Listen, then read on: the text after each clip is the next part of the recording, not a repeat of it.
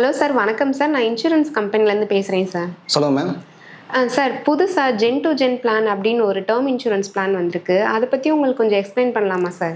Ma'am, எனக்கு insurance பற்றி ஓரளவு தெரியும். நான் இருக்கிறவரை அந்த இன்சூரன்ஸ் பாதுகாப்பாக இருக்கும். ஆனால் என் பையன் வளர்ந்து வந்ததுக்கப்புறம் அவன் ஃபியூச்சருக்கு நான் இப்போ என்ன பண்ணணும்? ஓகே சார், உங்களோட கவலை எனக்கு புரியுது.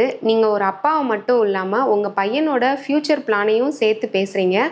இதுக்கு தான் சார் ஒரு டேர்ம் இன்சூரன்ஸ் பிளான் இருக்குது. இது வெறும் பாலிசி இல்லை, ஒரு தலைமுறை உயில்னே சொல்லலாம். தலைமுறை உயிலா? இங்கே எனக்கு புரியுற மாதிரி கொஞ்சம் சொல்லுங்க சார். நான் சொல்கிற இந்த பிளான் 60 வயசு வரைக்கும் உங்களுக்கு பாதுகாப்பு கிடைக்கும்.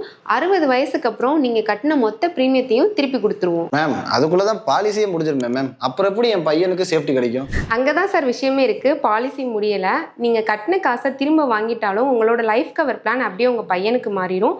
உங்கள் பையன் ஒரு பைசா கூட ப்ரீமியம் கட்ட தேவையில்லை. அவரோட 75 வயசு வரைக்கும் இந்த 1 கோடி ரூபாய் இன்சூரன்ஸ் பாதுகாப்பு இருக்கும். நிஜமாவே மேம் சொல்றீங்க? அப்போ நான் கட்டுற காசு எனக்கு பென்ஷன் அமௌண்ட் மாதிரியும் வந்துடும், என் பையனுக்கும் இந்த டேர்ம் இன்சூரன்ஸை நான் ஃப்ரீயாக கொடுத்த மாதிரி இருக்கும். அப்படி தானே சொல்றீங்க?